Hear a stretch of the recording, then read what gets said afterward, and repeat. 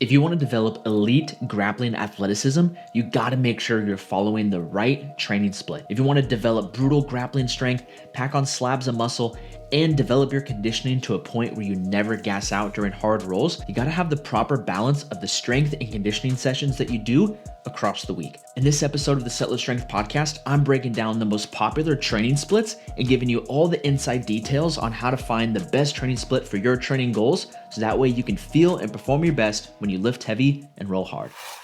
Welcome, everybody, to another episode of the Settlage Strength podcast. I'm super stoked to be hanging out with you guys today. We're going to be talking about training splits, and the topic of training splits is a pretty common topic that I answer in a lot of different Q&As that I do on Instagram or that I do on YouTube and other places. So I figured I'd make a full episode really just diving into everything you need to know about training splits and how to find the best training split for you, so that way you can get brutally strong with grappling strength, you can pack on slabs of muscle, and you can develop your conditioning so that way you never get tired. So without further ado, let's go ahead and dive right into it.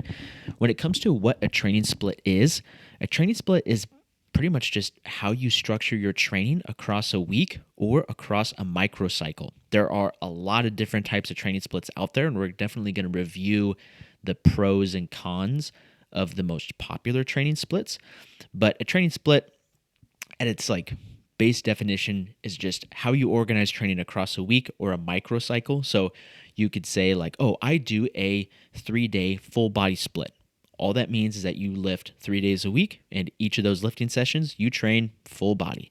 If you said, I do a 4-day upper lower split, all that means is that you train 4 days a week, or at least lift 4 days a week. And on those days, you alternate between training your upper body and training your lower body. Now, something with training splits that tends to happen is people sometimes confuse training splits with different forms of periodization. Periodization is a little bit different than a training split. Periodization kind of refers to your overall, the method that you use for overall progress and progression, or how you organize training over the course of a long period of time to get the best results possible. So you may have heard of linear periodization. Basically, that means at the start of a training phase or a training cycle, you do a lot of reps with very light weights, and then you gradually increase the weight and decrease the reps in a very linear fashion all the way through until you lift the heaviest weights possible for the lowest amount of reps possible, which would be 1 rep, at the very end. It's very linear. So if you're looking at a chart, week 1, you do 3 sets of 10 at 100 pounds. Week 3, you do 3 sets of 8 at 115 pounds. Week after that, you do 3 sets of 6 at 135 pounds. Kind of keep progressing from there. Linear periodization is very basic.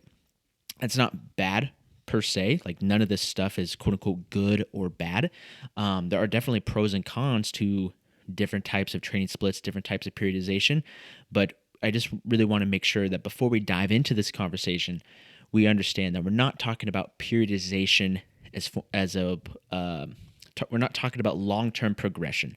That can really be multiple episodes of this podcast, is breaking down all the different ways you could periodize your training, not just over the course of a week and the days that you go to the gym, but over the course of a month, even up to over the course of several years of training. So all that being said, a training split is just how you organize your workout days or how you organize your workout days across the week, and how you segment or break up how you train different body parts, different movement patterns, different energy systems, or really any combination of those things.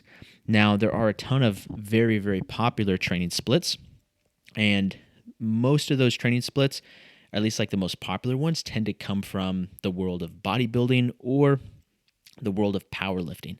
That's not to say that those types of training splits are good or bad, but when we talk about the cons of some of the most popular training splits, the cons really just come from the fact that, they work great for bodybuilding and powerlifting. They do just provide some cons if you're someone who's not just lifting heavy, but you're also working to roll hard on the mat. It's also important to recognize that no one training split is good or bad.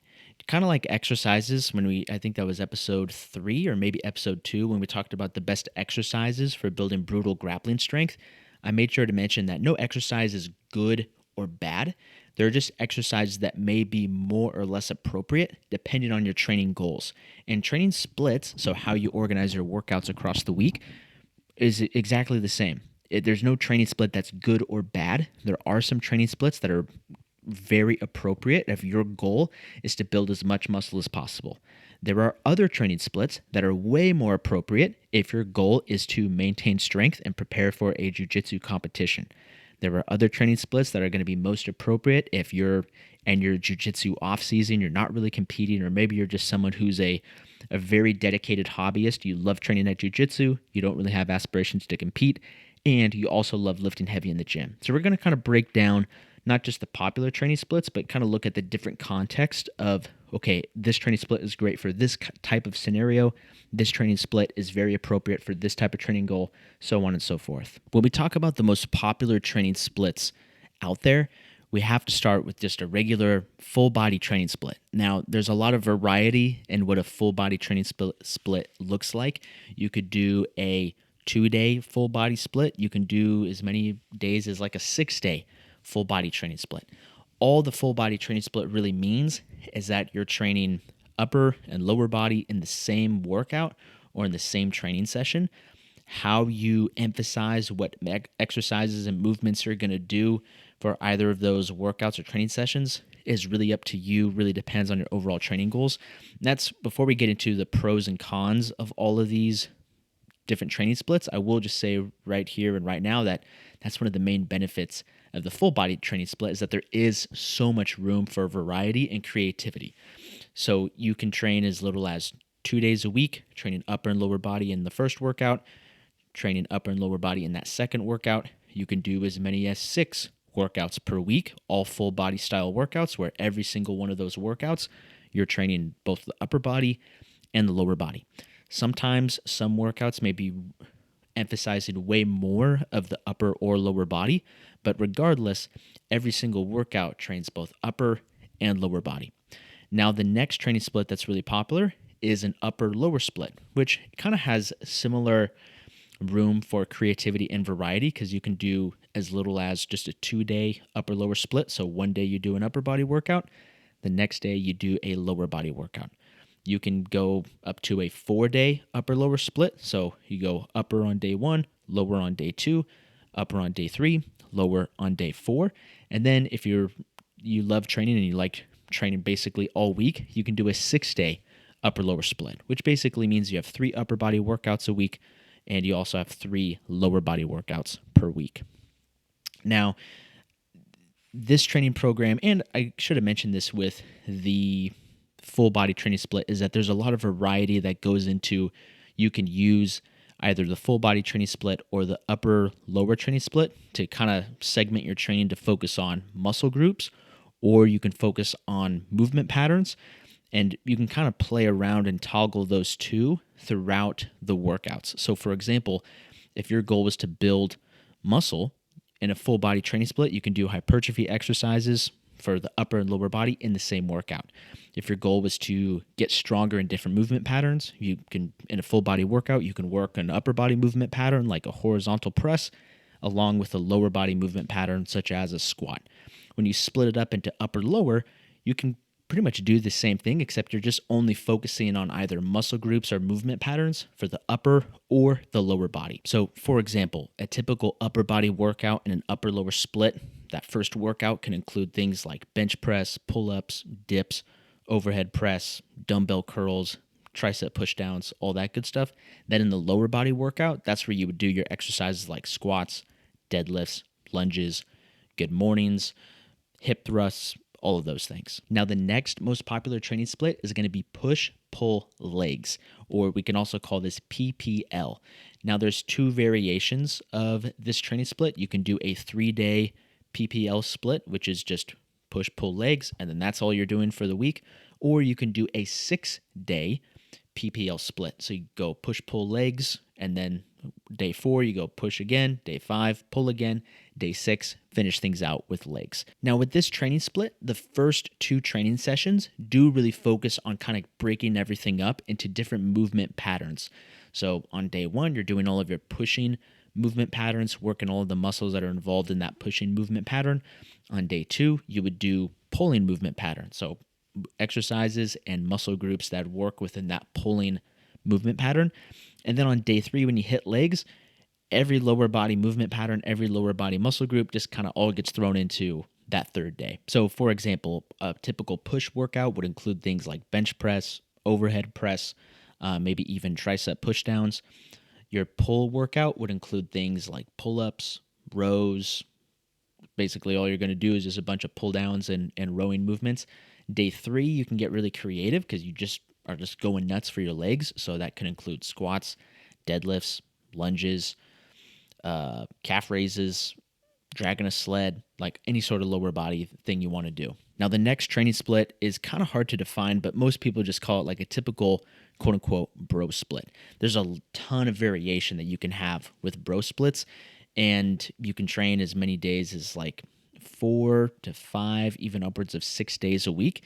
And the main common thread between what most people would consider bro splits is that you're really focusing on one muscle group, maybe at the most 2 muscle groups in a given workout. So you have one just all-out chest workout. You're not really hitting triceps, you're not really focusing on shoulders, you're really focusing on your chest. Now, of course, your shoulders and your triceps are probably going to get some secondary work because if you're doing bench press on your chest day, your triceps are going to be working, your front delts are going to be working. But the main goal for that workout isn't just upper body, it's really to focus on your chest. Then you'd have a workout where you're focused on your back. You'd have another workout where you focused on your quads, another workout where you focused on shoulders, another workout where you focus on arms. Most people just consider it like an arm day, so that's biceps and triceps. And then you'd have another day that focuses on glutes or hamstrings. Sometimes people like to combine those since, deadlifts, you can do this for your hamstrings and you're going to work your glutes pretty good as well.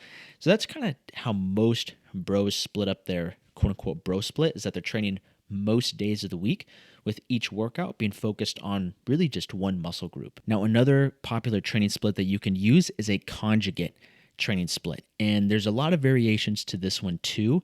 So I just want to define, there's a 4-day traditional conjugate split, the conjugate method and conjugate periodization, which I have tons of videos on the periodization side of things on my YouTube channel.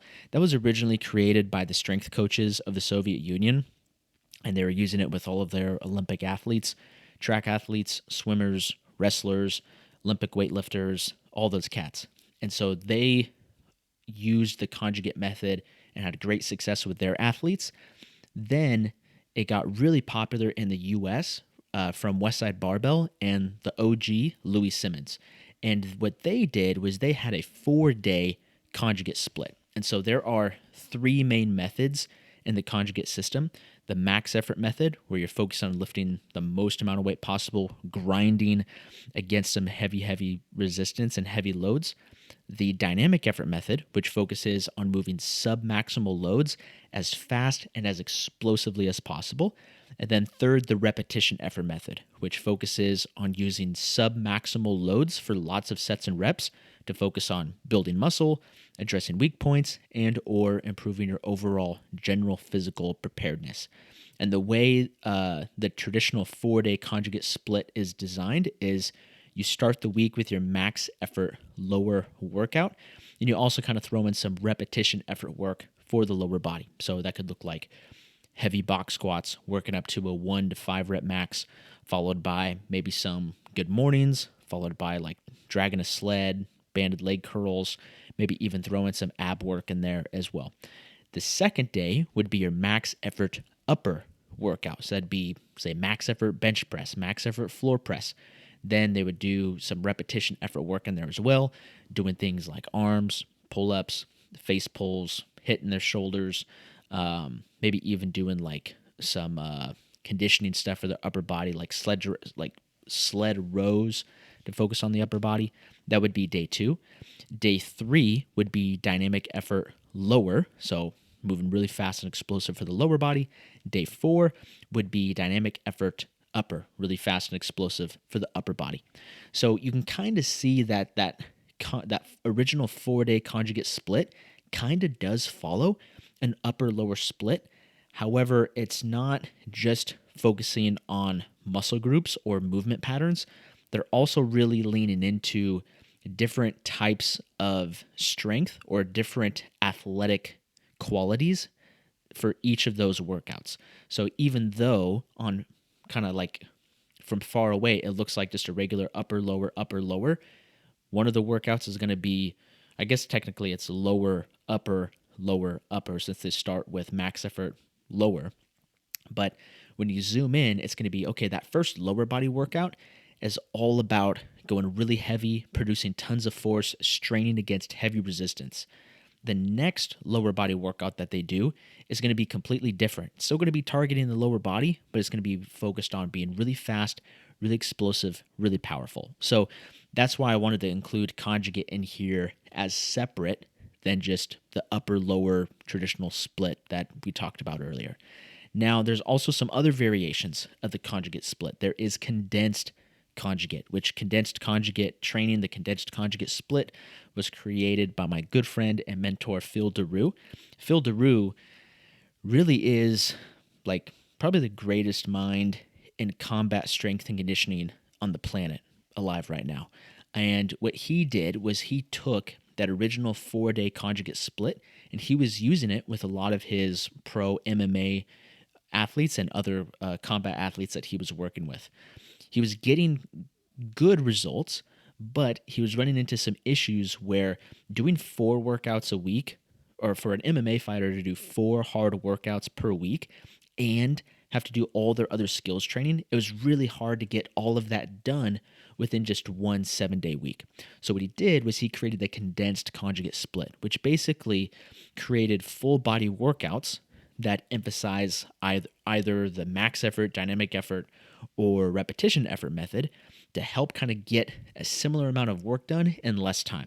And so there's a couple different ways that he's structured the Condensed Conjugate split. And if you understand the principles of the conjugate system, you can really start to play around with how you structure it for yourself. But here's the examples that I've seen Phil use and that I've talked to him about, and the ones that I've used for myself. So you have the original 4-day conjugate split. You can take out one of those days and make it a 3-day condensed conjugate split. And typically what it looks like is on one day, you would have a max effort lower, dynamic effort upper. That'd be your first training session for the day. So you'd go really heavy for the lower body, really fast and explosive for the upper body.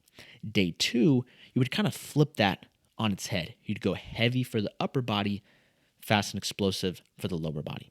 Then on day 3, you have a lot of flexibility to make that your repetition effort training session, where either you're focusing on building muscle, focusing on addressing weak points, and or focusing on developing your general physical preparedness. That's how you could structure a 3-day condensed conjugate split.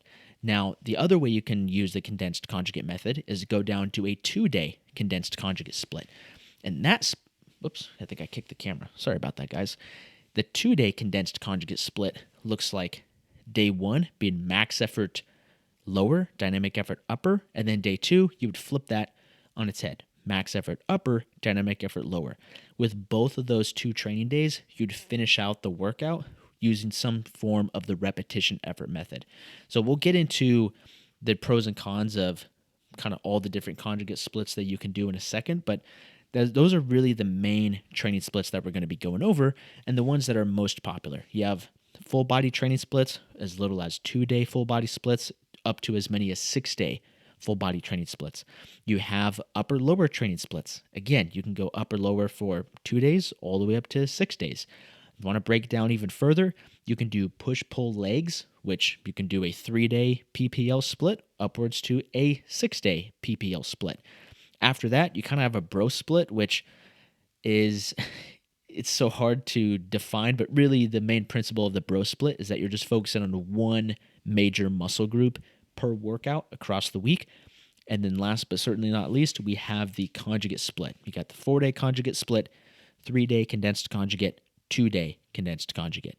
So now let's go over and break down the pros and cons of each of those training splits and how you could get the most out of those training splits while you're looking to lift heavy in the gym and roll hard on the mat. Starting with the full body training split, like I said, what's awesome about this one is that there's so much variety. And even though it's called a full body training split, that doesn't mean you're going to be hitting every single muscle or even hitting every muscle group in all of your workouts.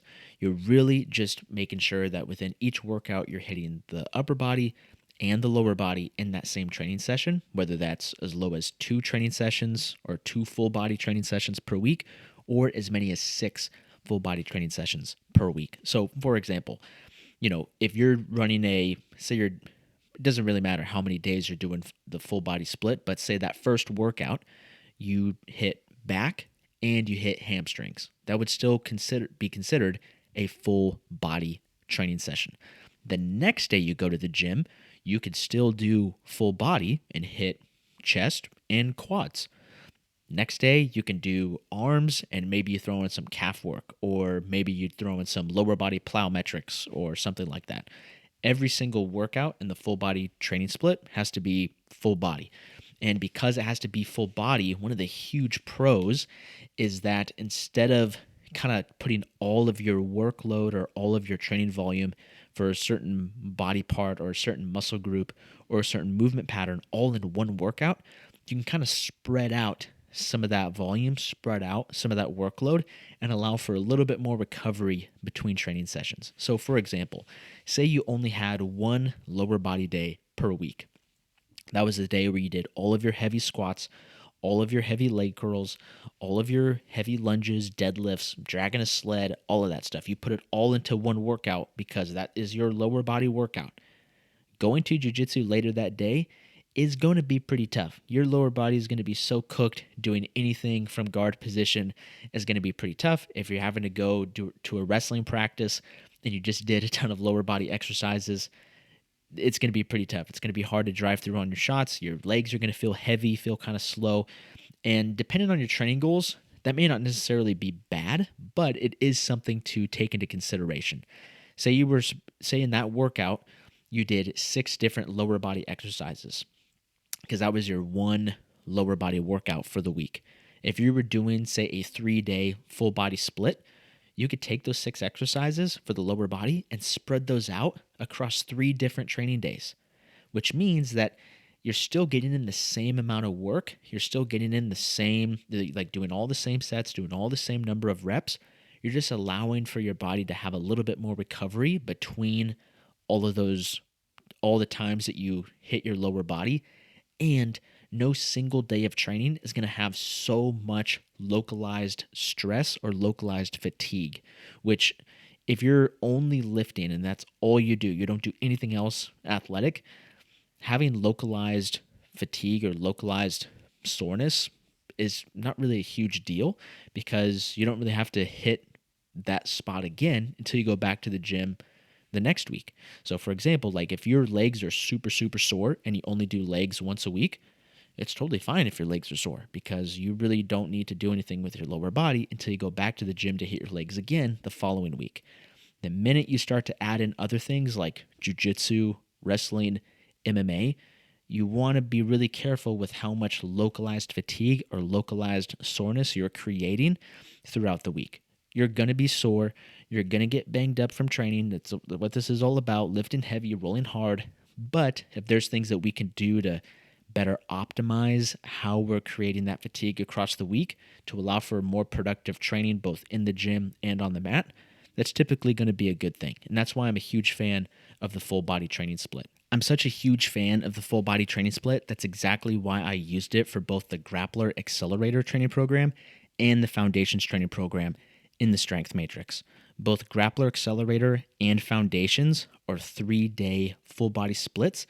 I really wanted to make sure that those training programs were designed to help grapplers develop elite grappling athleticism, get brutally strong on the mat, stimulate muscle growth, and begin to improve conditioning.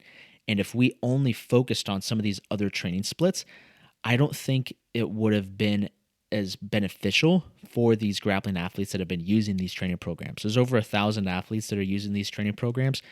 And because we've used the full body training split approach, they're able to kind of get the best of both worlds where they can still, get strong, they can still work on their conditioning, they can still stimulate muscle growth, but no single workout is going to leave one area of their body completely cooked and holding them back from being able to feel and perform their best on the mat. Some of the workouts are hard, so you may do a foundations workout and you may be, kind of sore the next day, but you're never going to have any one part of your body be so banged up that it ruins the rest of your grappling training for the rest of the week. Like your legs are never going to get so sore that you can't go to jiu-jitsu or you can't use your butterfly guard because your legs are just completely obliterated. If you're doing grappler accelerator, your arms are never going to get so cooked that you can't hang on to someone's back or work back control because you just did a 90-minute arm workout. Really wanted to make sure that we use the full body split to the fullest to spread out the training volume, to spread out the exercises, to allow for a little bit better training across the week since you're not only lifting heavy in the gym, you're also rolling hard on the mat. Now, some other pros of the full body training split is that it's much easier to mix in full body exercises. Exercises that are beneficial for grapplers aren't just segmented to upper and lower body. There's exercises like the landmine clean and jerk or the sandbag carry. Like all those things are full body exercises. And if you're doing some of these other training splits, like you're only doing upper lower or you're only doing a bro split, it can be really hard to fit in some of these full body exercises. If you're wanting to work on your shoulders and you think like, oh, like a landmine clean and jerk would be great for my shoulders, building really explosive pressing strength. But the clean part, okay, that's kind of like coming from the ground. I got to get in that split position. It really is a full body exercise. Do I put it on my shoulder day or do I put it on my dynamic effort lower workout because my legs are moving fast? It just gets too convoluted and too messy. If you're using a full body training split, it can be way easier to mix in some of those full body exercises. Another pro about the full body training split is that it can be way easier to work around injuries.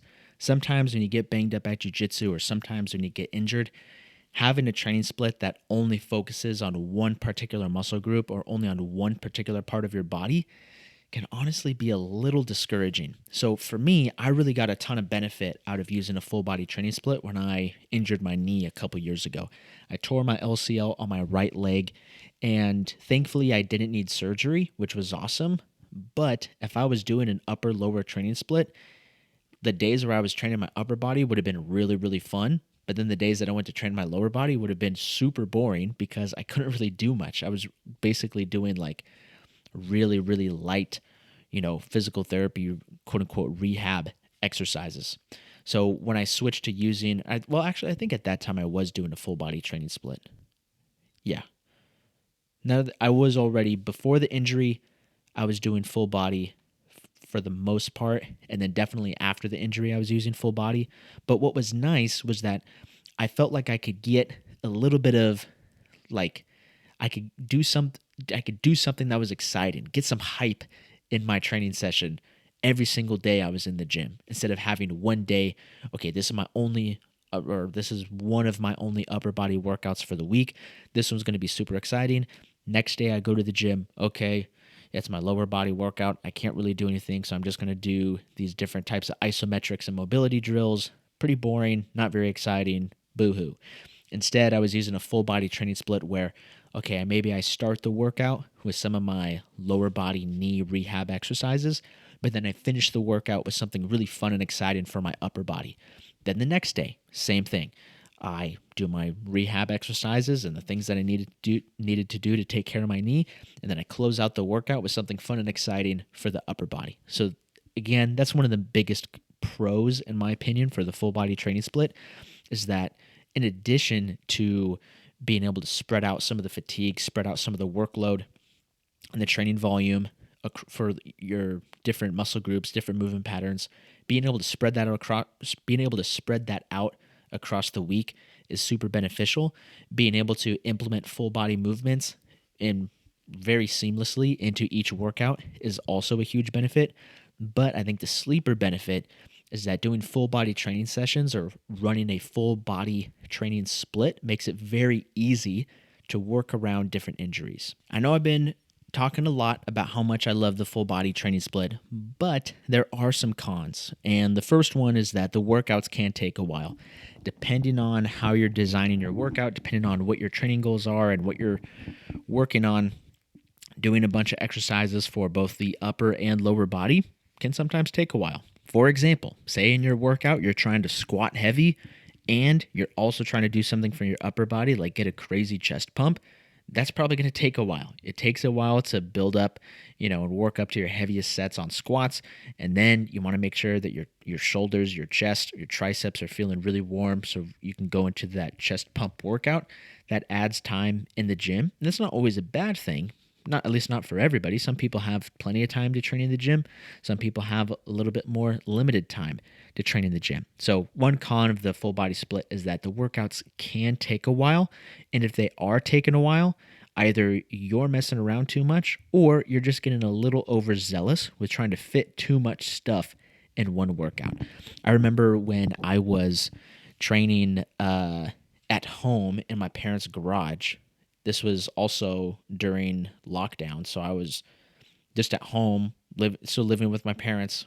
I was working full time, but everything was at home. I didn't have to drive anywhere, so I had no need to drive to the gym, no need to drive from the gym. I just got up, made my coffee, went into the garage, and just lifted my face off. Those workouts would easily be like 2 hours, 2.5 hours long. And that's not to say like I was hustling all of those 2 hours. Like I was messing around a little bit on my phone and it was my fun time. I was having a great time. And then I remember when I went back to the gym I was training at was about 30 minutes away from the house.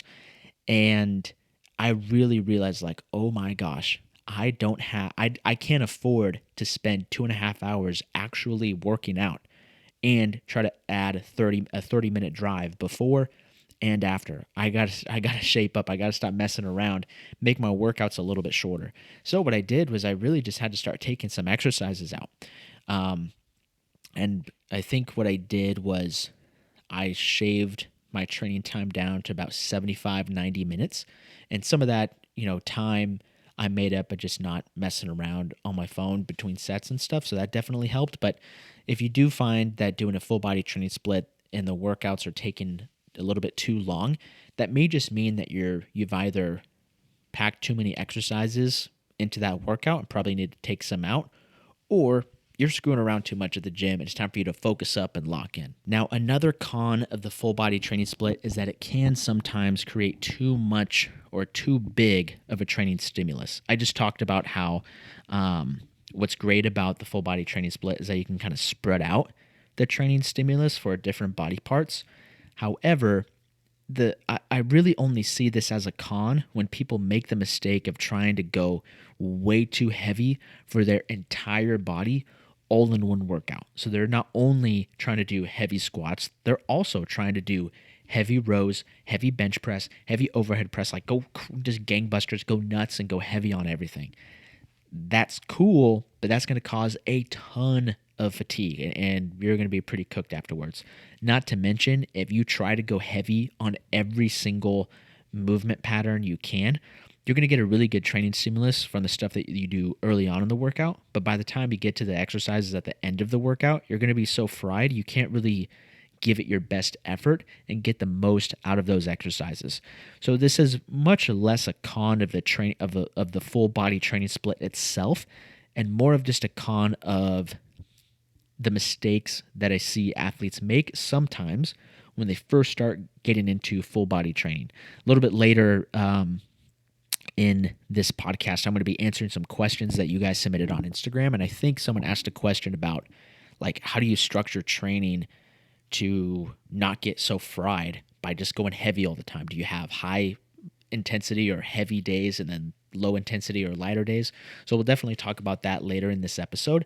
But again, that's just one of the cons of doing full body training splits is that if you don't structure it properly, some training days you might bite off a little bit more than you can chew, and that could cause some issues with your overall recovery. Now, the last con of the full body training split is that it can cause too little of a training stimulus. Sometimes when people get really busy and they hear about full body training and all the benefits that a full body training split can provide, they say like, okay, great, I'm going to do 2 full body workouts per week. And that's awesome. But if you are also trying to like get in and out of the gym in 45 minutes, okay, well then that limits how many exercises you're going to do in each of those workouts. That limits really how hard you can go if you're doing a proper warm up. You really only have time to get in a couple exercises in each of those 2 full body workouts. And so when people say like, hey, I'm doing full body training, but I'm not really seeing progress, and I start to ask them questions, this often happens at Jiu-Jitsu. Like after class, people will come up and ask questions about their workouts or like they're hitting different plateaus. And sometimes when I talk to them, they'll say like, hey, I'm doing 2 full body workouts per week, but I'm really not seeing any progress. Like, what do I need to change something? Is it my diet? What is it? And so I start asking them some questions, and then I find out like, oh, they're just doing 2 45-minute full body workouts per week, which that isn't bad. That's a great goal if your goal is just to maintain and just kind of be on cruise control. If your goal is to really pack on slabs of muscle, you're probably going to need to do some more training than that.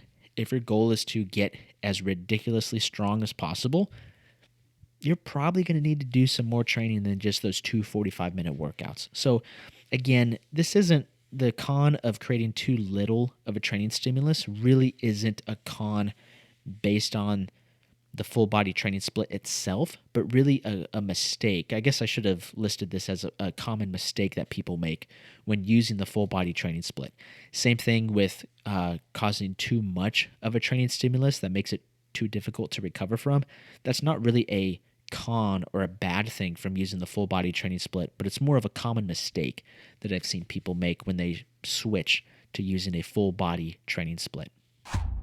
If you've been digging all this content about the full body training split, I did want to tell you about the Strength Matrix training app and a free training program that I just released on there called Grappler Accelerator. If you want to kickstart your grappling athleticism in the next 30 days, you want to build brutal grappling strength, stimulate muscle growth, and never gas out, definitely check out the Grappler Accelerator training program, which is 100% free in the Strength Matrix training app. This training program covers all your bases, gives you everything you need to get started on building elite grappling athleticism. Comes with a full training program, comes with a simple and clean diet guide, comes with a full super sleep toolkit, so all the best practices I found to get the best night of sleep possible, and a full list of recovery protocols and other things that you can do to not only train hard in the gym and on the mat, but also recover harder.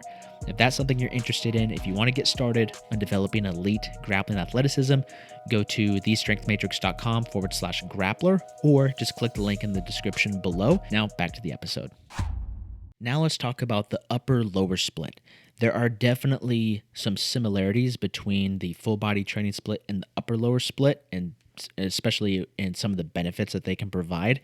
Definitely in the area of training in the upper-lower split has a lot of room for variability, because you can do a 2-day upper-lower split, you can do a 4-day upper-lower split, you can even do a 6-day upper-lower split. And I'd say that out of those 3 options, I've seen that the 4-day upper-lower training split is most popular, but that's not to say that the 6-day or the 2-day version are better or worse. Remember, it's not about good or bad. Is the 2-day upper-lower split good? Is the 6-day upper-lower split bad?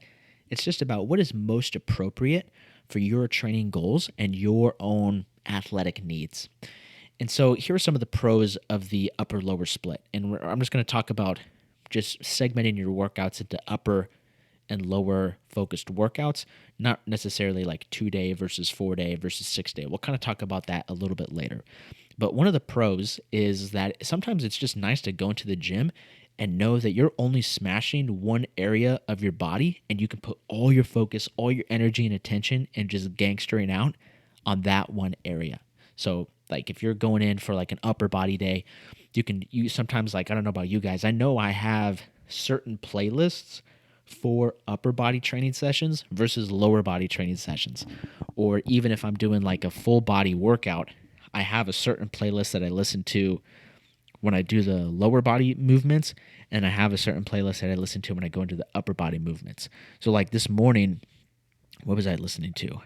This morning I did a full body workout, max effort upper, dynamic effort lower, and I think I started the workout listening to Motionless in White for my lower body work. I needed to get some like good emotional stuff off my chest by listening to Motionless in White.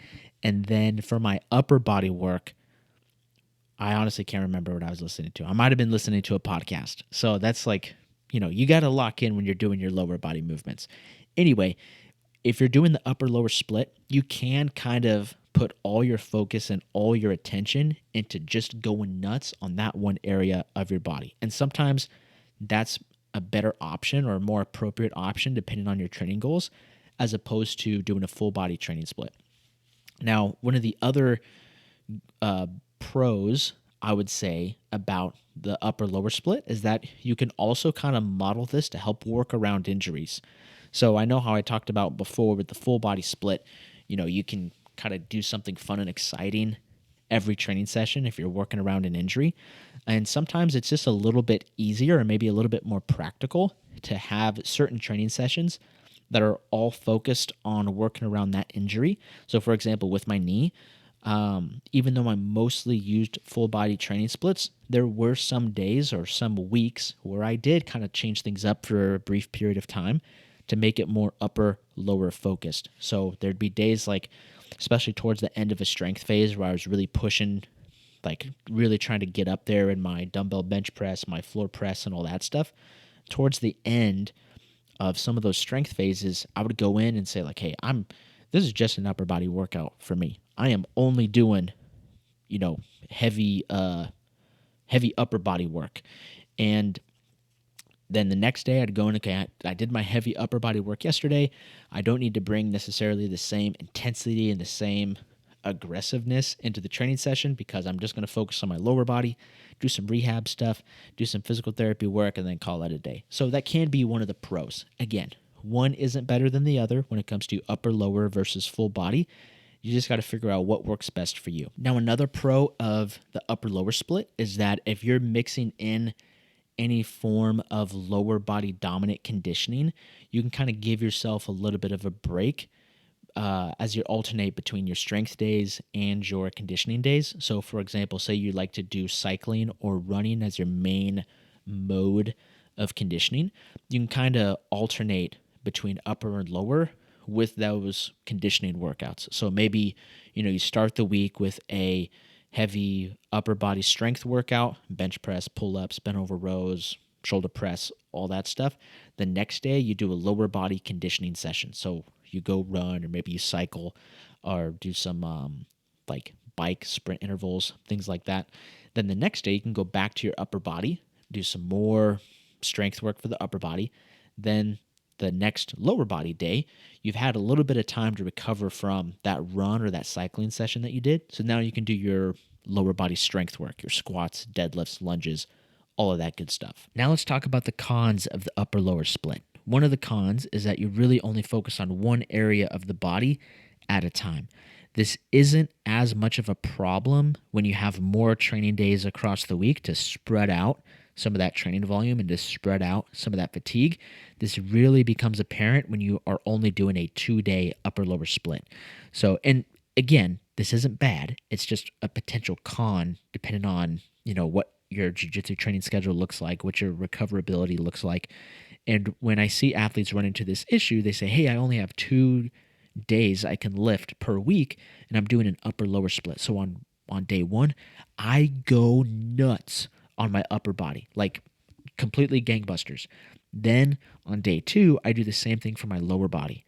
And one of the cons with that is that upper body session, when you go to jiu-jitsu, whether it's later in the day or even the day after, your upper body is pretty smoked. Like your upper body has accumulated so much fatigue and has taken a ton of damage. It's going to be holding you back a little bit to be able to perform your best on the mat. Same thing with that lower body workout. If you're only doing one lower body workout per week, when you go to jiu-jitsu later that day or even the next day, your lower body is not going to be able to be at its best, and that may hold you back in some of your training sessions. Again, for some people, that might be worth it for them. Like they may only go to jiu-jitsu twice a week, and so they say like, hey, I go to the gym on Monday and Wednesday, and I go to jiu-jitsu on Friday and Saturday, or Saturday, Sunday. It's like, oh, well, if that's the case, then I guess those workouts really aren't going to be running into too much conflict with your jiu-jitsu training. However, if you go to jiu-jitsu 6 days a week and you have one workout a week where you go nuts on your upper body and one workout a week where you go nuts on your lower body, well, that might run into a little bit more conflict with your frequent jiu-jitsu training schedule. My final thoughts on the upper-lower training split are I really love it. Like for me personally, I'm a big fan of the upper-lower split, and I've found a lot of benefit with using an upper-lower training split when I was doing a lot less jiu-jitsu training. When I do more jiu-jitsu training, I do tend to kind of lean more on the side of full-body training sessions. However, like last year, there was quite a few seasons of life last year where I was only training jiu-jitsu like once a week, if not once every other week. Like I was hardly rolling at all. And during those times, I was pretty much doing a 6-day upper-lower split. Monday, I would do my heavy lower body workout, usually some form of squat movement. And then Tuesday, actually, I would squat on Monday. Tuesday would be upper body stuff. Wednesday would be some form of lower body conditioning like a run. Thursday would be upper body again. Friday would be lower body. Then Saturday, I'd close it out and just have like a really fun upper body bodybuilding workout of like curls, shoulder flies, all that stuff. And so the upper lower split can be really effective. It can be great if your goals are to get brutally strong. It can be great if your goals are to pack on slabs of muscle. It can even be great if you want to get a good balance of not just building strength, but also improving your conditioning. Again, there are some cons, but for the most part, I'd say the upper lower split is solid.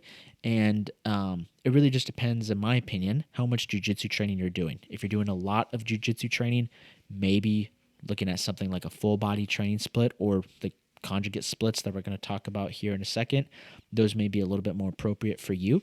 If you're not doing as much jiu-jitsu, an upper-lower split may be exactly what you need. Now, our next training split that we're going to go over is the push-pull legs, or PPL training split. There are two main versions of this training split. First one is just a 3-day PPL split. Next is a 6-day PPL split. Really, all that means is that one version, you're running through those 3 movement pattern and body part focused sessions once in the 3-day version.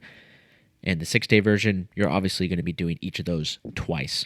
So there are definitely some pros and definitely cons to separating your training sessions in the PPL format. Talking about the pros first, one thing that I think is cool is that you're training movement patterns rather than just muscle groups. I think it's important that grappling athletes understand that there's a time and place to train specific muscle groups, and there's also a time and place to train movement patterns. You know, when we talked about exercises in episode 2 of the podcast, we talked about how really if you want to develop elite grappling athleticism and build a brutal grappling strength, it really starts with getting strong in some of these essential movement patterns. Things like vertical pressing, horizontal pulling, squatting, hip hinging, lunging, all that stuff. And so what's great about the PPL training split is that it does kind of put your focus into to emphasize a little bit more training movement patterns and different things that are going to help you improve strength in movement patterns rather than just looking at different muscle groups. Now, of course, you can still focus on movement patterns with the full body training split and the upper lower split. Those are all, kind of baked in, but that is, I'd say, one of the cool pros about PPL is that it does kind of just put that at the forefront of your mind. Like, hey, on your push day, you're doing push movement patterns. So think about the exercises that are going to work within that push movement pattern. Then when you do accessory exercises at the end of that workout, think about the muscle groups that contribute to you getting stronger in that pushing movement pattern. Same thing on the pull workout. With the leg workout, legs isn't really a movement pattern. It's a segment of your body, so to speak.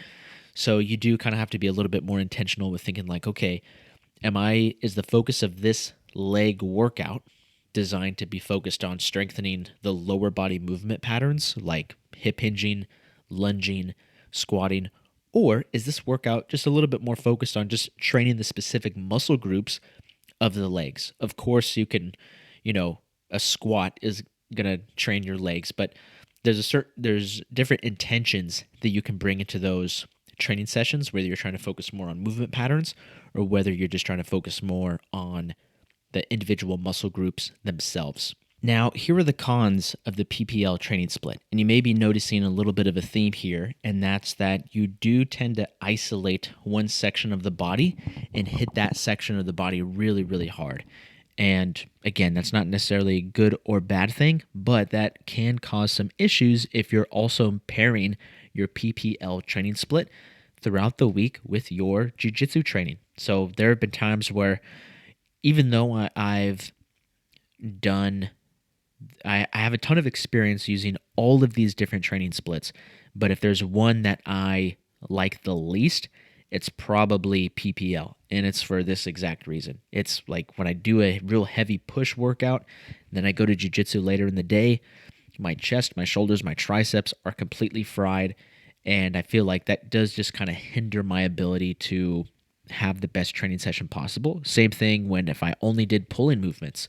So my rear delts, my traps, my lats, my rhomboids, my biceps, those are all pretty cooked, but the rest of my body feels fine. And for me personally, I just don't like that feeling. I'd rather not have any one particular part of my body be completely blasted if I'm trying to perform my best at jiu-jitsu, or at least like get the most out of that training session. And so again, it's not necessarily a con or it is a con, but that doesn't necessarily make the PPL training split bad. It's just something to keep in mind that you may want to look out for if you're also using this training split alongside your jiu-jitsu training. And I think sometimes when you put a little bit too much emphasis on one part of your body and train it really, really hard, and then try to go get the most out of that next jiu-jitsu session, if you don't have enough recovery between those two things, that could lead to some issues. Now, another con with the push-pull legs split is that, you could superset exercises, but you superset exercises that all kind of work the same muscle groups or the same movement pattern. And one thing that I really like to do in my own workouts is I don't like wasting any time. Like I told you that I used to do these workouts that were 2.5 hours long. I don't do that anymore. I don't have time to be in the gym working for 2.5 hours. I wish I did. I think that would be kind of fun. But, we all got stuff that we got to get done. And so for me personally, every time I go to the gym, I'm trying to be as efficient with my time as possible. And so I really like to superset exercises that are kind of complementary opposites. So like a pushing exercise with a pulling exercise. That way all the muscle groups that were involved in that pushing exercise are going to get a little bit of rest while I'm doing the pulling exercise. So for example, if I'm doing an upper body workout in an upper lower split, in that upper body workout, I can, in the same workout, do dumbbell bench press and dumbbell rows. My chest and triceps and shoulders are really working on the bench press part, but my back is kind of chilling a little bit. And my back isn't, completely inactive because you still need to use your back to kind of stabilize the dumbbells and stuff like that. But for the most part, your back really isn't working. So then when you finish your reps on dumbbell bench press, you can superset that, go right into your dumbbell rows because your back is feeling pretty fresh. Then, you can kind of alternate back and forth between the two. I love doing that because it makes time in the gym much more efficient. One of the cons about doing a PPL training split is that you don't get some of that. You don't get to use some of the supersets that help you be a little bit more efficient in the gym by doing complementary opposite supersets. So if you're doing a push workout, you're only doing push exercises. So you're only doing dumbbell bench. There's no dumbbell rows to superset it with, which means that you just do your dumbbell bench and then you just sit there and you rest until you're ready to do it again. And I don't know about you guys, but for me, I hate sitting around at the gym. I hate not well, I wouldn't say I hate it. I just hate wasting time.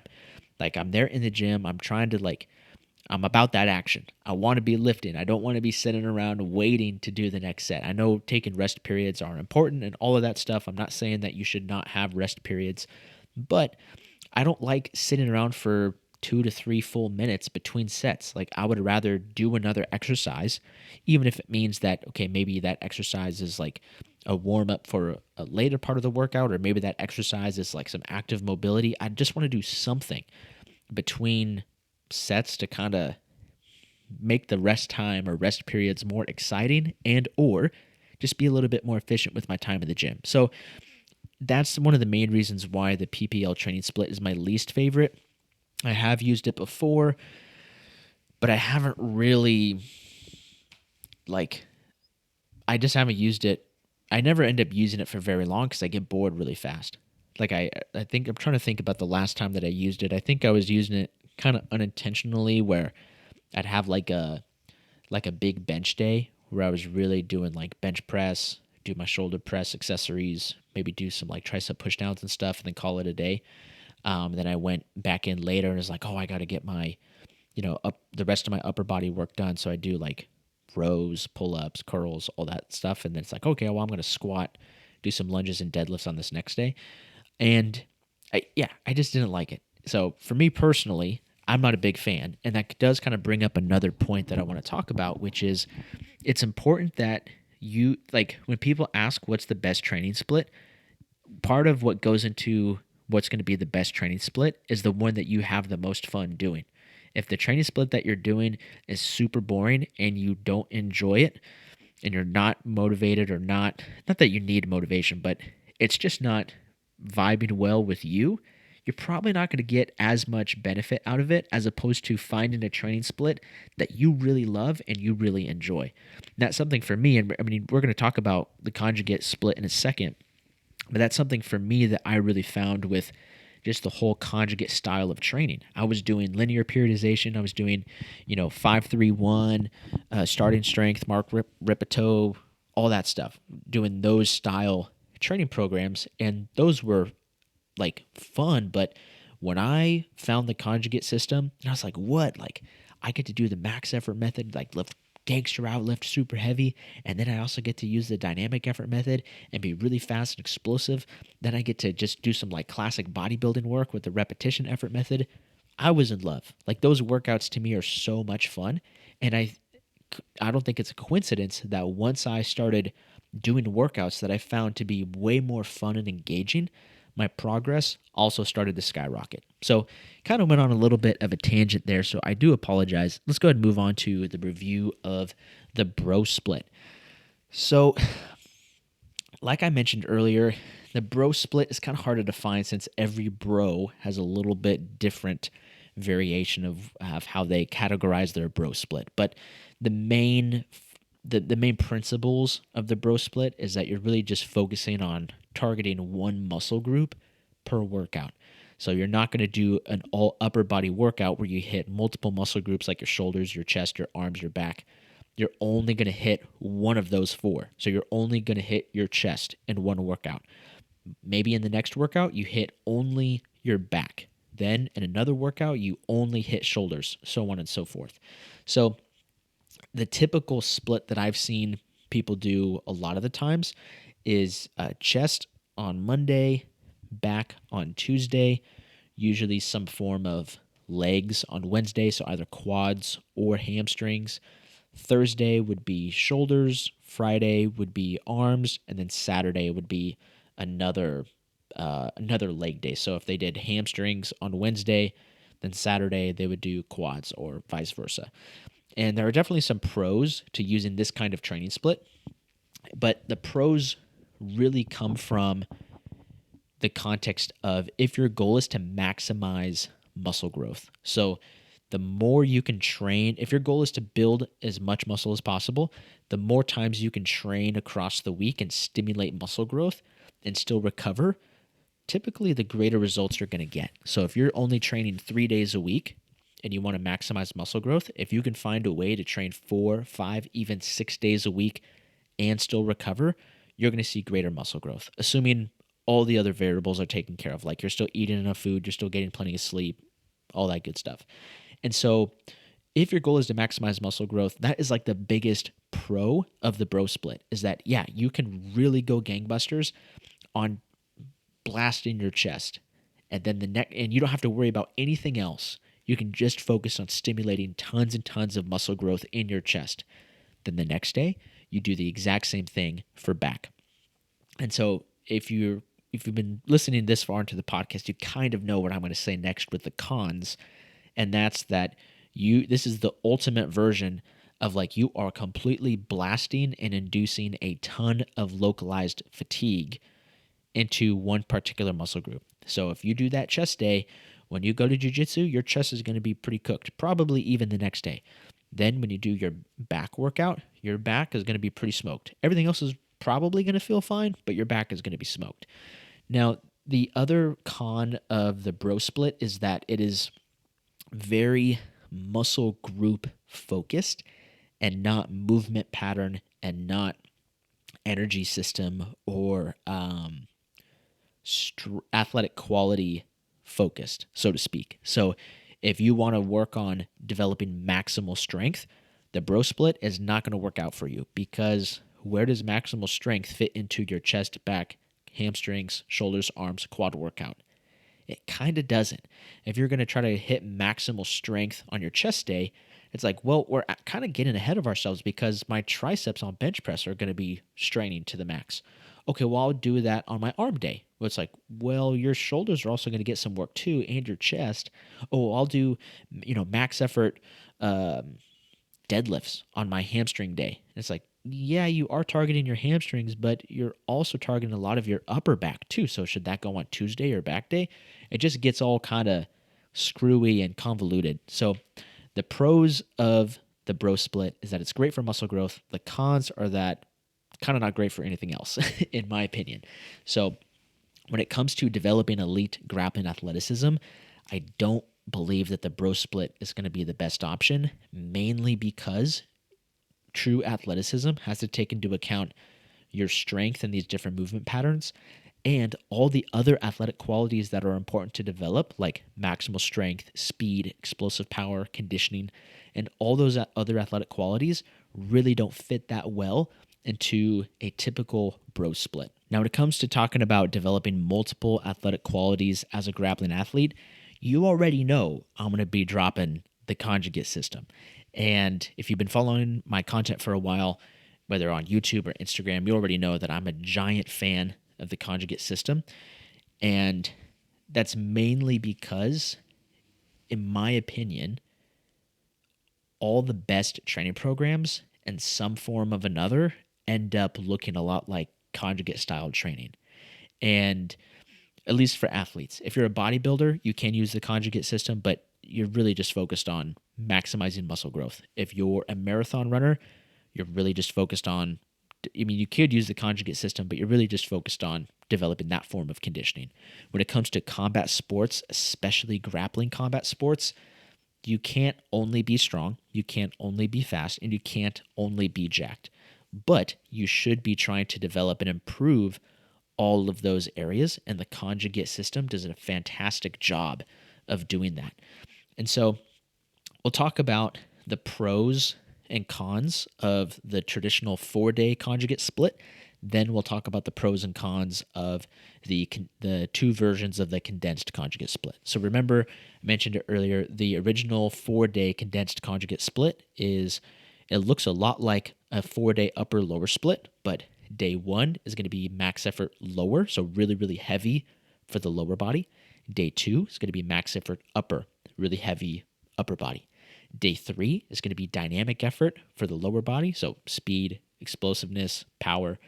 Day 4 is going to be dynamic effort upper body, so speed, explosiveness, and power. What's really cool about that is that you're not just focusing on one area of the body, you're focusing on different athletic qualities for those different areas of the body. In some workouts, like your max effort lower workout, you're working on developing your top end strength, your ability to strain and grind against heavy resistance, stimulating a ton of neurological strength, uh, recruiting tons of muscle fibers, all of that good stuff, all in that one workout. Then when you do your dynamic effort workout, you're still going to be getting a great training stimulus, but you're focusing on another athletic quality, which is going to be your speed and explosive power. And so that's a huge pro for the conjugate system as a whole, whether you're doing the 4-day split, the 3-day, or the 2-day condensed conjugate split. A huge pro is that you do get to work on all these different athletic qualities. Now, where the cons come in to that 4-day traditional conjugate split is that it is 4 training days per week. And, if you're working with athletes, or if you are an athlete that is doing a ton of combat skills training, it's hard to fit in 4 workouts a week. And that was kind of the issue that Phil DeRue was having back in the day. He was telling us that he had all these MMA fighters, and it was hard to get them in the gym 4 days a week because they're MMA fighters. They don't only lift. They do their jiu-jitsu training. They go to wrestling practice. They go to Muay Thai. They go to kickboxing. They do their MMA sparring sessions. They have all this stuff that's going on, and it's really hard to get into the gym for 4 full workouts per week. So that's kind of one of the cons of the traditional 4-day conjugate split, is that it's just a lot of training. And if you're training jiu-jitsu 6 days a week, it's kind of a lot to do. The other con of the traditional conjugate split, I guess I should correct myself. This really isn't a con of the conjugate split. It's really like a common mistake that people make. And I think it's because when people begin to look into using the conjugate system for their grappling strength and conditioning, I'd say like 90% of the information online about the conjugate system is mainly geared towards powerlifting. And so they start to change their training to try to mimic what most of the conjugate system articles and videos and all that stuff is talking about, which oftentimes is in the context of powerlifting. So a common mistake I see is that people then start to not necessarily lose gains per se, but just not be able to get the most out of the conjugate system because they're using a format or a template that was designed for powerlifting. You can still use all of the conjugate system. You can still use the max effort, dynamic effort, repetition effort method to develop elite grappling athleticism.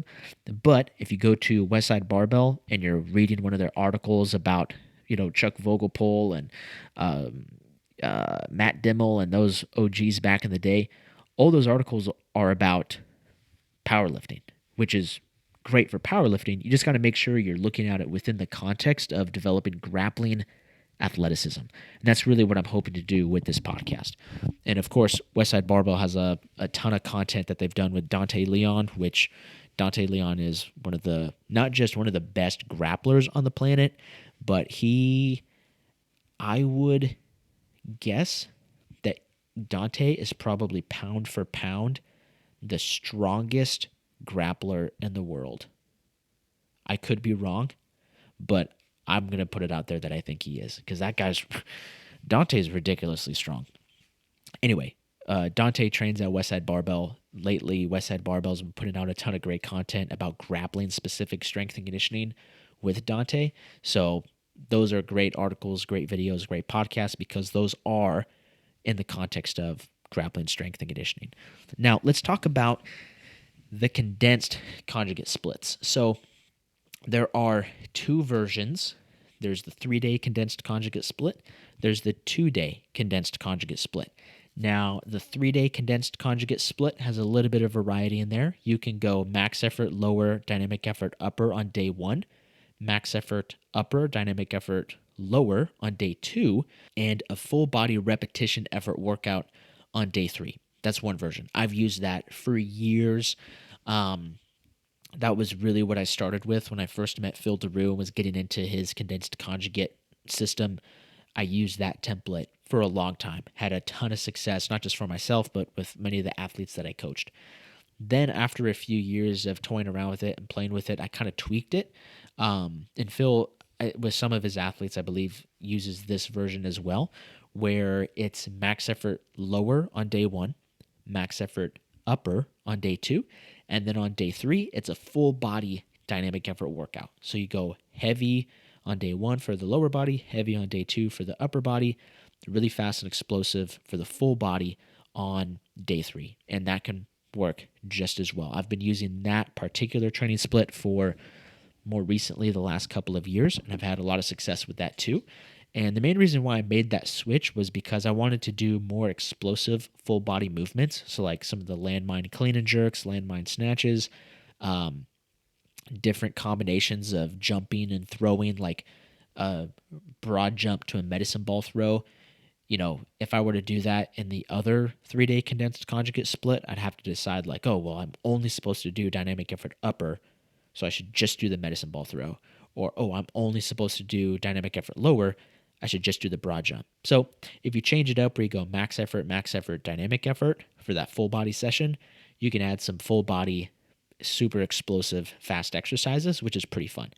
Now, the cons of that training split is that it's like you're only training 3 days a week and you're doing a lot within those 3 days. And so you really got to make sure you're being efficient with your time. If you're going to try to hit max effort exercises and dynamic effort exercises in the same workout, you really got to be on point with your timing. You can't be messing around. This is a mistake I made early on where I was training for, 2.5 hours at a time because my workouts were just taking forever. I was doing max effort work, taking tons of time to work up to my heavy squat, then doing back down sets and, secondary exercises. And then I would start my dynamic effort upper body workout doing 12 sets of 3 and then doing a bunch of bodybuilding stuff afterwards.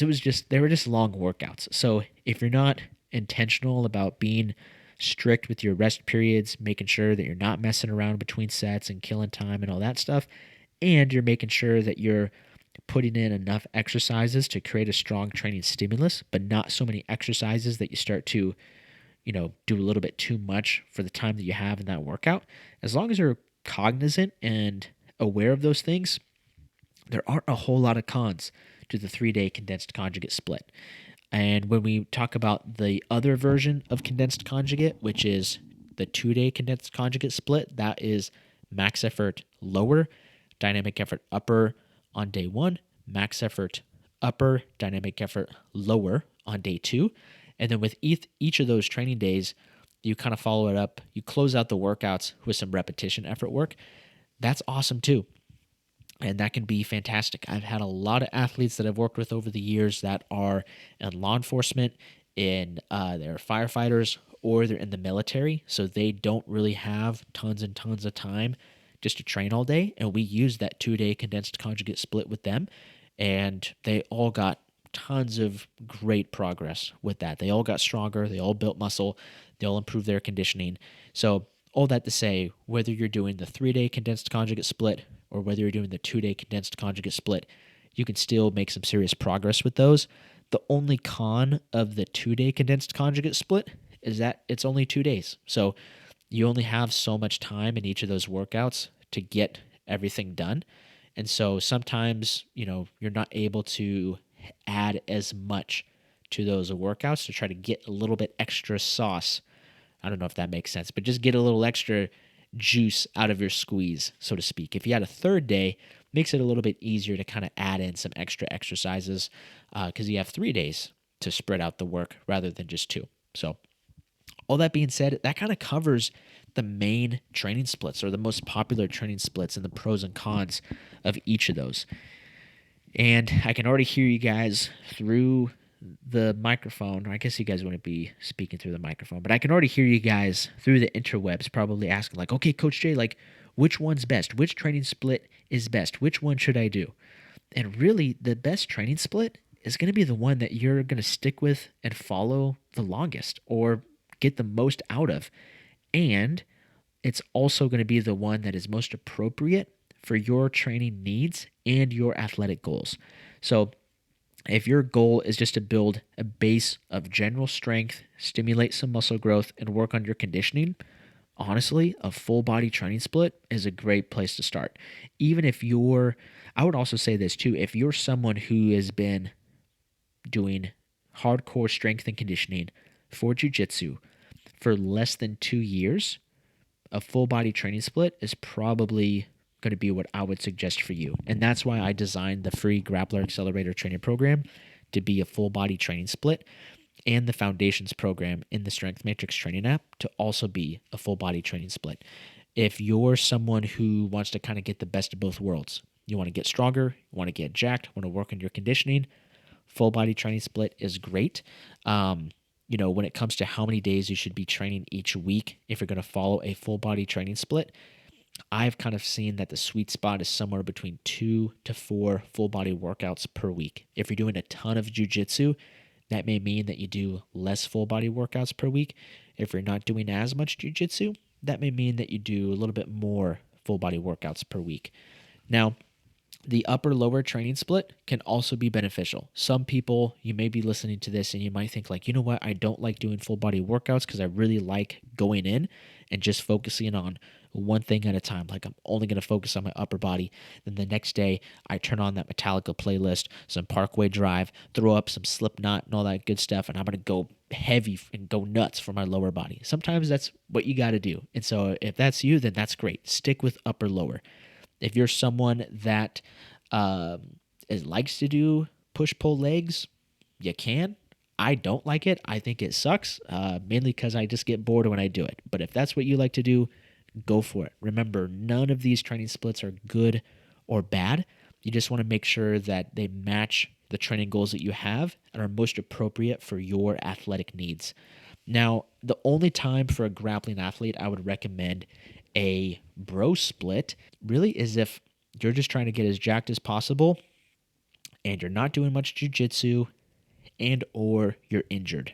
So if you're walking around on crutches, you're like, well, I definitely can't do any lower body training. Just make your own upper body bro split. Like go nuts on chest on one day, go nuts on back the next day, go nuts on shoulders, go nuts on arms, and there's your 4 workouts for your bro split. So that'd kind of be the only time that I would suggest a bro split for grappling athletes. I think the bro split works best when you're only a bodybuilder. That's just my opinion.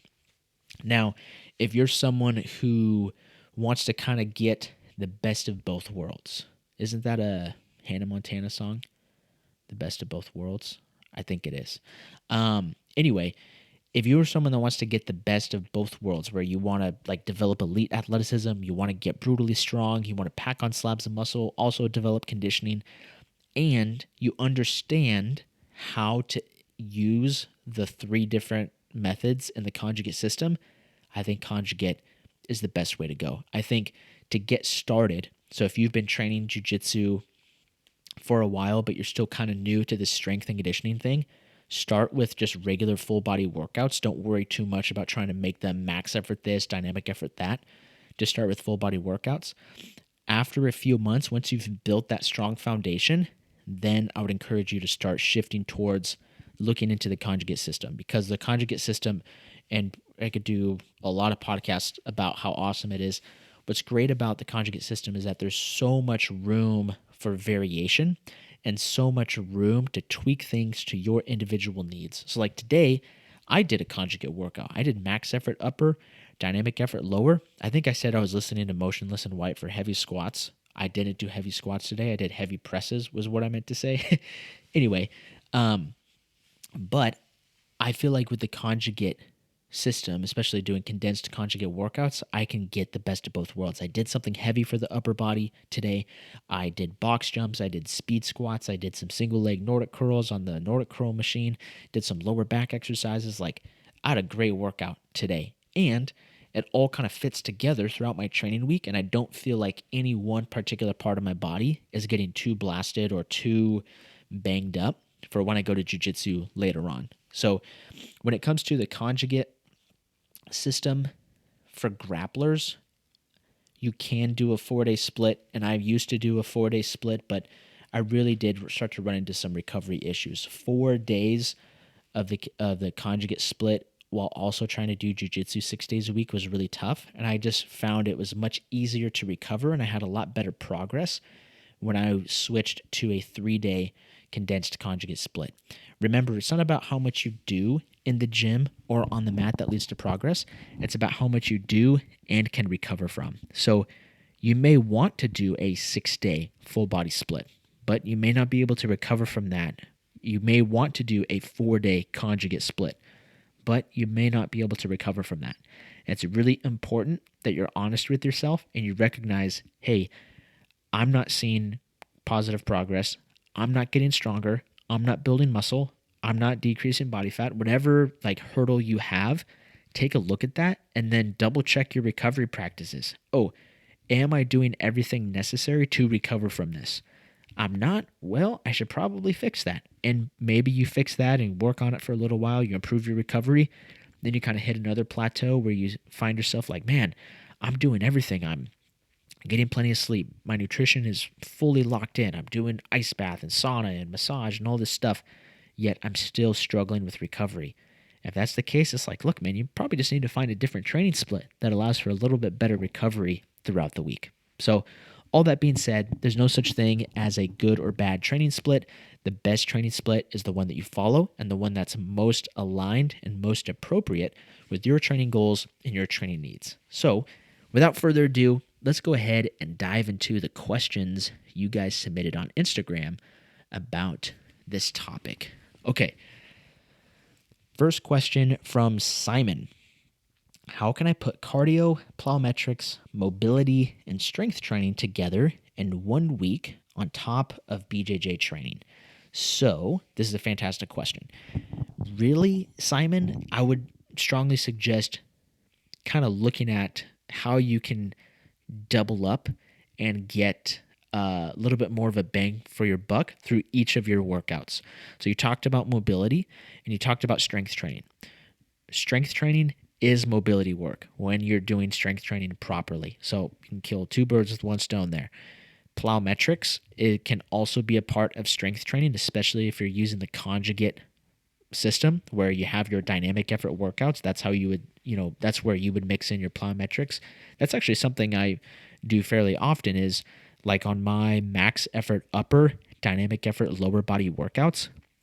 The dynamic effort lower body exercises are often different types of plyometrics, standing hops, forward bounds, single leg, continuous jumps, things like that. Even a kettlebell swing would also be considered a plyometric style exercise. So that's where you could put all those in. And then when it comes to cardio, I probably should make a podcast about cardio specifically, but you can mix cardio and strength in the same workout just as long as it matches the same style of energies, the same, not necessarily like it completely matches the same energy systems, but you don't want to have two opposing different stimuli in the workout. So if you're going to try to do strength training and cardio in the same workout, you wouldn't get the best results if you did really heavy squats for sets of 3 reps and then you went and ran for 45 minutes afterwards. You would be giving your body two different types of stimulus or two different types of stimuli, and your body wouldn't be able to make the most amount of progress in either one of those. But you can still work on conditioning and strength in the same workout if you just kind of match them a little bit more closely together. So the way I like to look at it, and this is something that I also picked up from Phil DeRue, is if you're going to add conditioning at the end of your strength workout, just make sure it's all within relatively the same time domain. So if you're doing heavy sets of 3 on squats, to do 3 reps on a squat takes like 15, 20 seconds. Your conditioning for that workout should also be for sets of 15 to 20 seconds. If you're doing sets of 5, which sometimes take upwards of 30 seconds, well, your conditioning for that workout should also be in sets of 30 seconds. Now, there may be times where you do need to do some longer form conditioning, where you do some zone 2 cardio for 35, 45 minutes. If that's the case, either just do that on a separate training day. So like what I typically do is one day I might do some sprint intervals after a heavy squat workout. And then another day in the week, I go for a 30 to 45 minute run. So I'm still getting in my conditioning throughout the week, but the higher intensity conditioning that kind of matches the time domain of my strength work, I put those together in one workout. Then I have a separate workout that is more the lower intensity, longer form conditioning. Great question, Simon. Okay, next question from Dan. How many times do you think you should have a lifting session per week? Great question, Dan. Lift as many days as you can each and every single week, just as long as it doesn't negatively impact your recovery for jiu-jitsu, or just as long as it doesn't negatively impact your jiu-jitsu training. So remember, it's not about what you do in the gym or on the mat that leads to progress. It's about what you do and can still recover from. And I've been coaching grapplers for over 8 years now, and almost in every single circumstance, I found the sweet spot for grapplers to be within 2 to 4 strength workouts or lifting sessions per week. You can't really get that much progress lifting once a week. You can make a lot of progress lifting 5 days a week, but it's often going to be at the cost of your jiu-jitsu training. So I've just found the sweet spot to be 2 to 4 lifting sessions per week. If you're brand new to this, start with just 2. Just do that maybe for like 1 to 2 months. If you feel like you're recovering well and your body's responding well, and you're thinking like, man, I feel pretty good by the end of each week, I'm not really too sore, I'm not really banged up, well, then go ahead and add a third one. Run that for a couple months. If you're still feeling good, still not feeling too banged up, then go ahead and add a fourth one. And there may be seasons of life where that changes. There may be seasons of life where you can only go to the gym twice a week and you need to model your workouts to kind of fit that. And then there may be seasons where you're doing a lot less jiu-jitsu and your body and mind is capable of handling more training volume in the gym. So you may bump it up to 4 days a week. It really just depends. But all that to say, 2 to 4 strength sessions per week or lifting sessions per week is typically what I found to be the sweet spot. Next question from Kieran or Ciaran. Do you periodize strength, then power as you get closer to competition, or do you work on both simultaneously? This is a great question, a little less about training splits and more on kind of general periodization. When you're using the conjugate system, what's great about that is from a periodization standpoint, you can work on both strength and power simultaneously. So there are a couple different ways you can periodize training. You can do linear periodization, which is where, 12 weeks out, we do higher rep sets with lighter weights. As we get closer to competition or closer to the end of the strength phase, we do very, very low reps with very, very heavy weights. That's cool, but oftentimes the adaptations that you make early on in that training phase, where you build up a lot of work capacity, maybe even build some muscle with the higher rep sets, you start to lose some of those adaptations by the time you get to the end where you're doing really, really heavy weights for very, very low reps. Now, if you wanted to also look at it as block periodization, which is another form of periodization, block periodization kind of looks at like, okay, this 4-week or 8-week block of training is only going to be focused on this one thing. So this 4 to 8 week block is only going to be focused on hypertrophy, building muscle. This next block, this 4 to 8 week block, is only going to be focused on strength. Then after that, the next block is only going to be focused on power. That can have oftentimes a little bit better results than just straight linear periodization. However, the adaptations that you make in the first block of hypertrophy, you start to lose some of those adaptations by the time you get to the very last block where you're focusing on power. And that's if you're like strictly doing hypertrophy, then strictly doing strength, strictly doing power, like you're not having any crossover.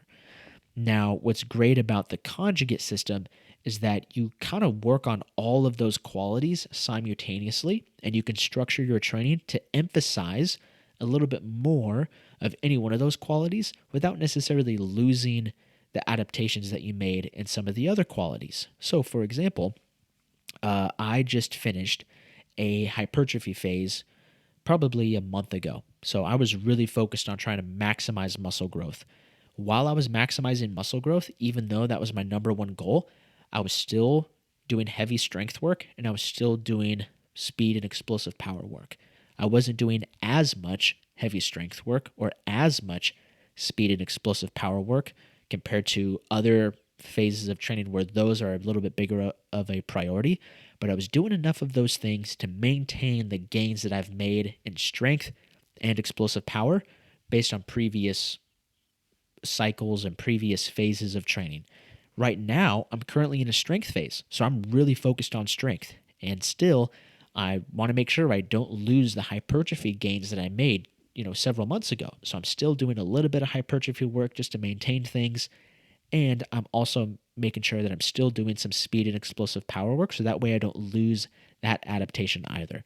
When it comes to getting closer and closer to competition, you don't want to, at least in my opinion, you don't want to focus so hard on strength early on at the early part of training camp, and then the second half of training camp only focus on speed and power, and then you show up to competition and you've lost a lot of your strength. A much more ideal option would be to try to develop both simultaneously. Maybe within like the last 3 weeks of training camp, you're not doing as much heavy strength work, but you are doing enough to just maintain the strength gains that you have made while also still, continuing to grow in your speed and explosive power. That's typically how I look at it. And at least among the athletes that I've coached, we've had pretty good results with it so far. Next question from Ferg. You guys think this is ASAP Ferg asking this question? I wonder how many rappers do jiu-jitsu. How cool would that be? Like, how cool would it be if ASAP Ferg and ASAP Rocky did jiu-jitsu, but they didn't tell anybody? If anyone from the ASAP crew does jiu-jitsu, needs a strength coach, holler at your boy. Anyway, question from Ferg. If I only have 2 strength training days per week, should I do 2 full body sessions per week or an upper-lower split? Great question. So, Ferg, for you, I don't know what your training goals are. I don't know what your training experience is. So it is kind of hard to say like, okay, yes, you should do this training split. But some things to consider would be if you are just trying to, focus only on like one particular quality, like I'm really only trying to get jacked. Like that's all I care about right now. Maybe doing something like an upper lower split could be beneficial. Maybe if your goal is to like maximize strength, your goal, an upper lower split could be beneficial because like on one day you do all your strength work for the upper body, the next day you do all your strength work for the lower body. However, if you're trying to develop kind of more well-rounded grappling athleticism, I would strongly look at 2 full body workouts per week, specifically the 2-day condensed conjugate split, because within those 2 days, you're kind of hitting all these different marks. You're getting your heavy strength work. You're getting your speed and explosive power work. You're even still getting in your repetition effort method work as well, where you're still able to either stimulate muscle growth, build up weak points, and further enhance your general physical preparedness. So that's what I would suggest based on the limited information that I have. But if you have questions and follow-up questions and stuff, feel free to leave questions in the comments below on this video or on Spotify on the podcast page. And that goes for every podcast and any questions you guys have. If you guys have questions about how to develop elite grappling athleticism, please feel free to throw them in the comments below. I try to get back to as many comments as I can. And if the comment is good enough or the question is thought-provoking enough, we may just turn it into a full episode. Next question from Poppy. I don't know who Poppy is, but question from Poppy. What would a weekly training split look like if I can only train once a day? It depends on how much jiu-jitsu training you're doing. So if you're training, say you can only train once a day, and assuming 1 day per week, you're going to have a full rest day. So you have 6 total training days. If you want to have a good balance between the two, that's 3 workouts, 3 jiu-jitsu sessions. If that's how you're training and you can only train once a day, there's a lot that you could do, and you kind of have a lot of different options open to you. You could do 3 full body workouts. You could do push-pull legs. You could do a 3-day condensed conjugate split. If your goal is to build well-rounded grappling athleticism, you want to get the best of both worlds where you can develop brutal grappling strength, pack on slabs of muscle, and never gas out in training, I would suggest the 3-day condensed conjugate split or a 3-day full body split. It doesn't have to be exactly the condensed conjugate model, but 3 full body workouts spread across the week, mixed in with your jiu-jitsu training, I think would be a great place to start. Next question from Elias: how often should I integrate dynamic effort training into my workouts, and how heavy should it be? Elias, great question. I'll answer this quickly, but I strongly suggest that you check out the YouTube video that I have where I break down the dynamic effort method in full detail, and I give a lot of different examples on how to mix it into your training. The short answer is you really want to hit your dynamic effort training for the upper body and lower body probably just once per week.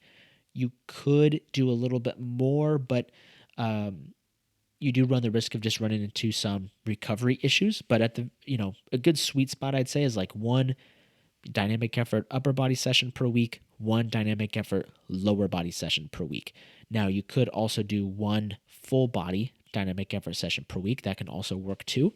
And then when it comes to how heavy it should be, there's a lot of different how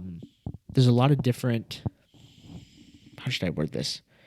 There's a lot of different takes on how heavy it should be. Some people say, oh, it's between 50 and 70%. Some people say, oh, it's 60 to 80% or 60 to 75%. But you take off 50%, add 30% of band tension, and it just gets too crazy. Really, as far as how heavy it should be, is when I prescribe dynamic effort training for the athletes that I'm coaching, I don't always give them weights to use or even percentages. I just want them to move fast and explosive. So I tell them, like, hey, you're going to be doing dynamic effort bench press. When you take that video of your speed bench press and send it back to me, I want every rep to look like you're throwing a punch. Nobody throws a slow punch. I mean, if you do, it's not very effective.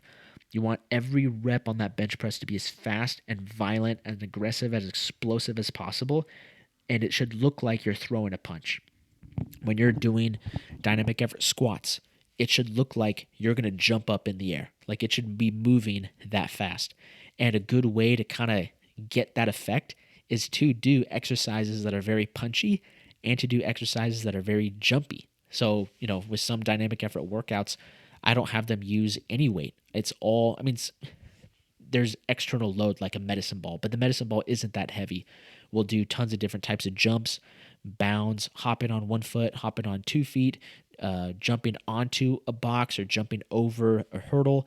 And then for the upper body, we'll do exercises that kind of look punchy, like a medicine ball chest pass, a medicine ball slam, rotational medicine ball throw. Those things are all super, super fast and explosive. And so it's less about the weight. I mean, if you have like very established numbers for your squat, bench, deadlift, and things like that, you could get more specific on like, okay, I'm going to use this percentage of my 1 rep max, but that's not always the case for everybody. What's more important for the dynamic effort method, if you really want to get the most out of that style of training, is to move fast and explosive. And again, I have a full YouTube video breaking down the dynamic effort method, so I'd also suggest checking that out as well. Question from Brandon: how do you periodize energy system training? Also, what is better, undulating periodization or condensed conjugate? So energy system training, oftentimes that's kind of more so referring to conditioning, like how do you periodize working on energy systems that are used for very, very high intensity, short duration bouts of physical activity versus energy systems that focus more on lower intensity, longer duration. And it really all just comes down to the training goal. Similar to what I said about the conjugate system and how you can kind of work on strength and power, simultaneously. I try to do the same thing with energy system training. So there may be periods of time or different phases of training where we're really focusing on developing work capacity. So a lot of lower intensity, longer duration forms of conditioning. While that's going on, we're still sprinkling in some of the higher intensity stuff. We just may not be doing as much of it per week. And then when it's time to focus more on higher intensity, shorter duration forms of conditioning, we do a lot more of that, but still sprinkle in some of the lower intensity, longer forms of conditioning. And then when it comes to undulating periodization or condensed conjugate, undulating periodization, in simplest terms, is that over the course of a training week, you kind of have higher intensity and or higher volume training days and lower training days. So it kind of like moves up and down like a wave throughout the week. So like on Monday, that may be a really heavy, tough workout. But then on Tuesday, the workout's a little bit lighter, a little bit easier. Wednesday, it's going to be like somewhere in the middle, like an average difficulty for that workout. Thursday, maybe it's a little bit lighter. Friday, you are gangstering out. It's another super tough, crazy workout. That is like the simplest terms on how to describe undulating periodization.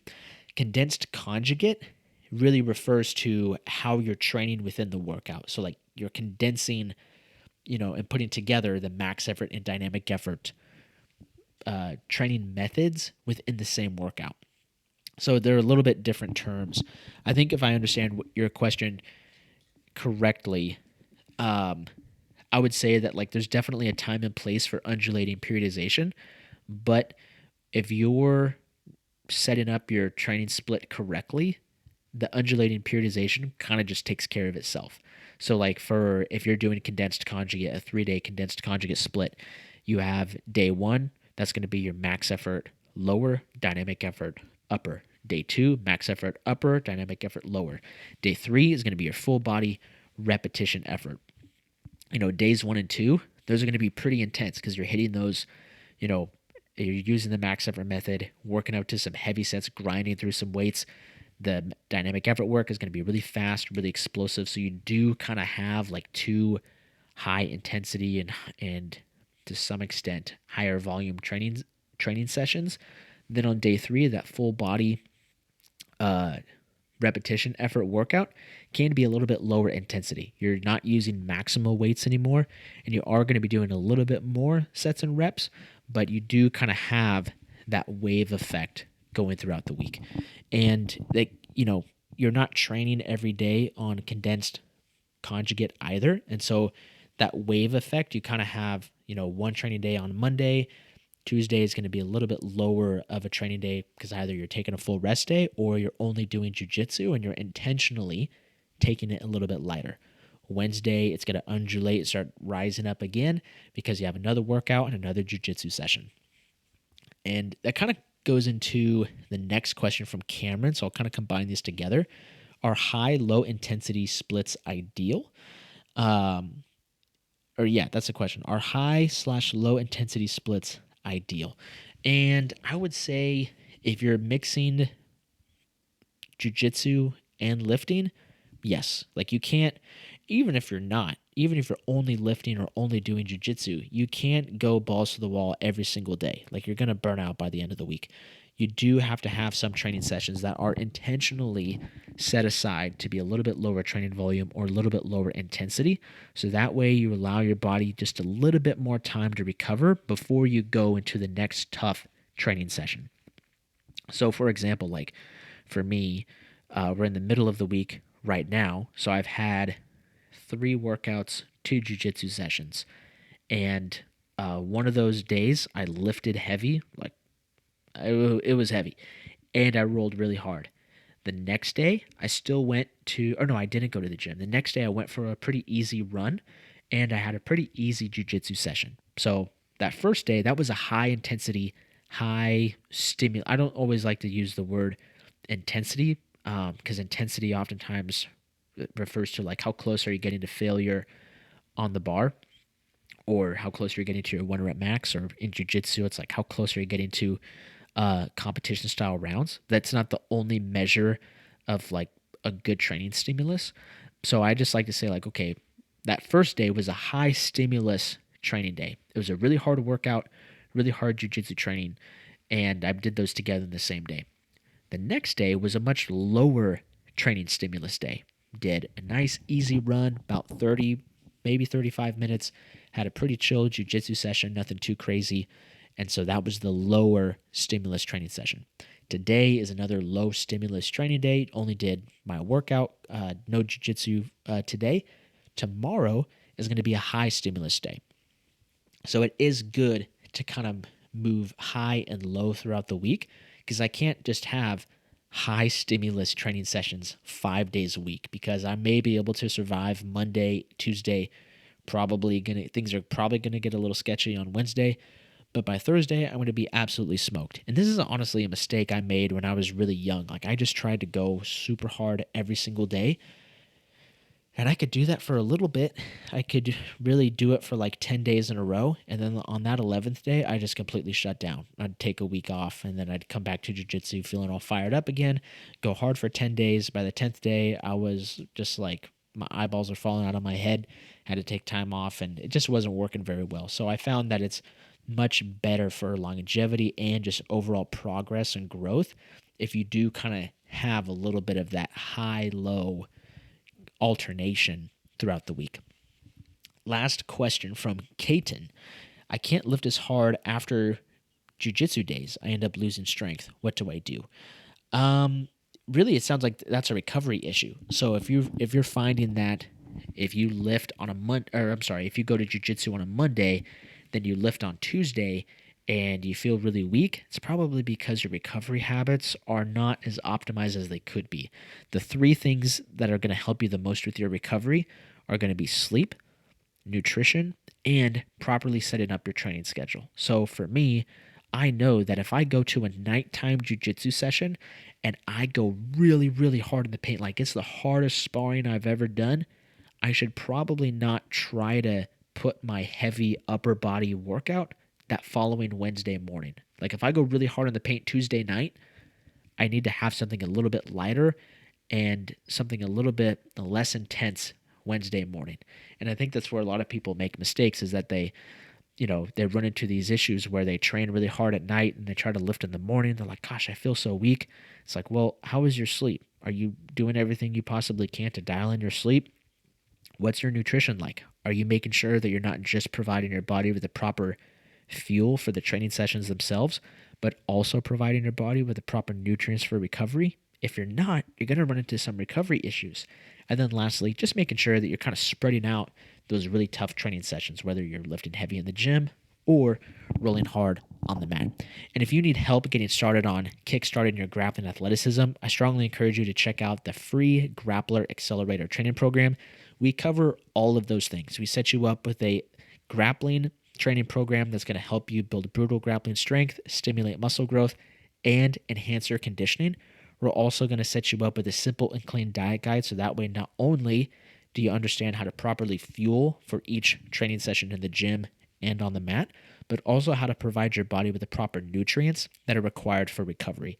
And we also set you up with recovery protocols, super sleep toolkit, all that good stuff. If you want to check that out, you can click the link in the description below or just check out the Strength Matrix training app. Thank you guys so much for listening. These podcasts have been so much fun. I freaking love podcasting. It's been great hearing the feedback from you guys. Feel free to share this podcast with your favorite training partner at jiu-jitsu or in the gym. Lift heavy, roll hard. Catch y'all later. Peace.